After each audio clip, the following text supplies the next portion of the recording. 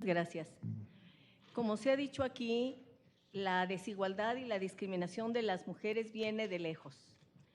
Uno de nuestros referentes es Olympia de Gouges, gran revolucionaria francesa que participó activamente en contra del absolutismo que existía en esos momentos, y lo que reclamó fue que si se acababa de redactar una declaración de los derechos del hombre, tenía que reconocerse los derechos de las mujeres también con una declaración de los derechos de las mujeres, porque además habían tomado las armas y habían participado activamente en la revolución. Lo que sucedió con Olympia de Gouges fue, fue llevada a la guillotina. Se le guillotinó porque la concepción predominante es que el espacio público y de poder era exclusivamente para los hombres. De ahí venimos. Y Simone de Beauvoir decía que no se nace mujer, que se hace. ¿Por qué decía Simone de Beauvoir que no se nace mujer, que se hace? Porque cuando hablamos de perspectiva de género, y es muy importante que esté aquí en esta reforma constitucional, se está hablando de una herramienta analítica para reconocer las condiciones de desigualdad que históricamente hemos sufrido las mujeres y que tienen que ver con los espacios de poder,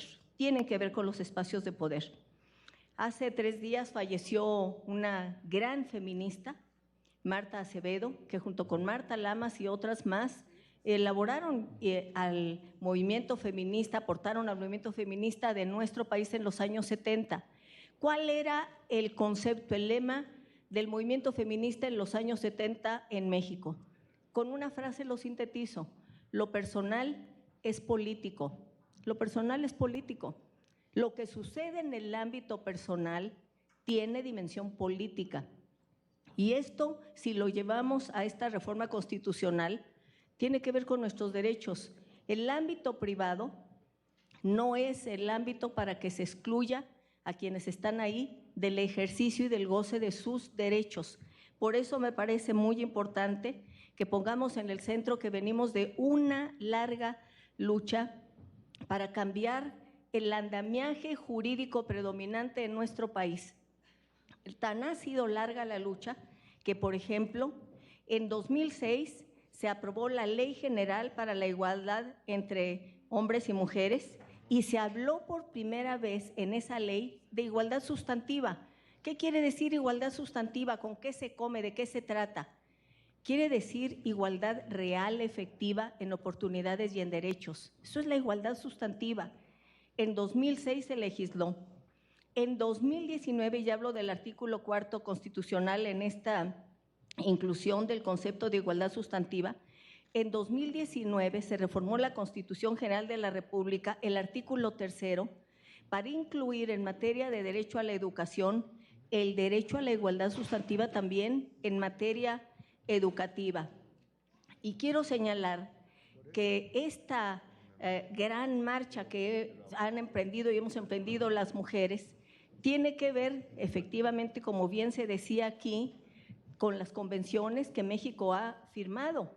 En 1994 se dio a conocer la Convención Belém do Pará, una convención contra toda forma de discriminación hacia las mujeres. México la signó y México entonces se obligó a cumplir con esa convención. En 2007 se aprobó la Ley General de Acceso de las Mujeres a una vida libre de violencia. Pero Malú mencionaba, la presidenta de la Comisión de Igualdad, un concepto que es el de el Estado tiene deberes reforzados de protección con las mujeres. Ese concepto se usa poco, pero lo han utilizado la Comisión Interamericana de Derechos Humanos y también la CEPAL.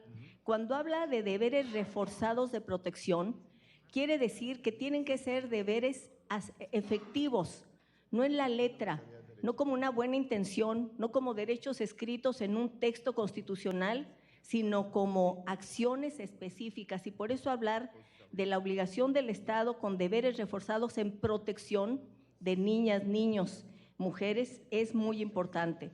Y cuando se habla en el artículo 21 de que la seguridad pública, que está a cargo de la Federación, de las entidades federativas y de los municipios, debe también garantizar la protección de las mujeres.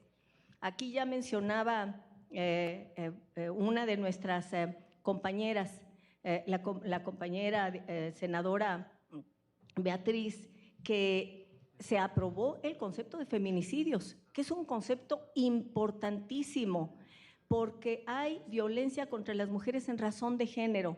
Marcela Lagarde cumplió un papel fundamental en ese ámbito.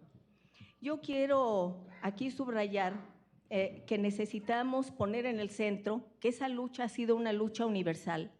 El que en el artículo 41 se señale que los nombramientos en la administración pública, tanto del Poder Ejecutivo y sus equivalentes en las entidades federativas y municipales, debe observar el principio de paridad de género, parte también de Beijing, de ese gran encuentro de mujeres en 1995, que México respaldó y también ha ido avanzando en hacerlo efectivo, a tal grado que en 2019, Malú habla de las paritaristas, del movimiento paritarista, en 2019 se aprobó una reforma constitucional que obliga a los 3 poderes y a los 3 órdenes de gobierno a garantizar la paridad. Es decir, ha sido una lucha sucesiva y un constante esfuerzo para que esto suceda así.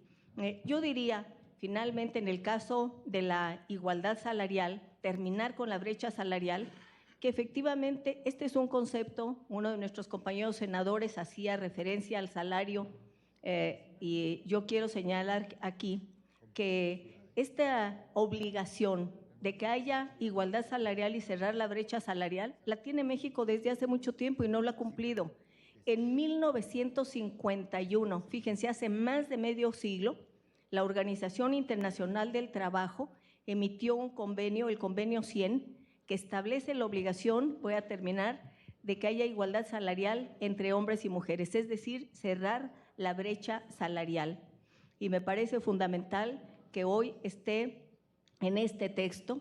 Yo solamente haría, y por cierto, sobre las adecuaciones, las reformas que se le hicieron puntuales, que fueron mencionadas por la presidenta de Igualdad, en donde evidentemente era indispensable y necesario hablar, cuando se habla de violencia de género, poner negro sobre blanco la palabra mujeres, y también en las siguientes adecuaciones que se le hicieron poner la palabra mujeres.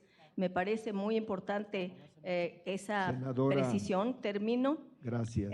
Solamente me hubiera gustado, y creo que es un asunto pendiente que abordaremos pronto, que en el artículo 4 constitucional se incluyera el derecho a los cuidados, derecho al cuidado digno de todas las personas que lo requieran y los derechos de las personas cuidadoras. Muchas gracias. Gracias, senadora.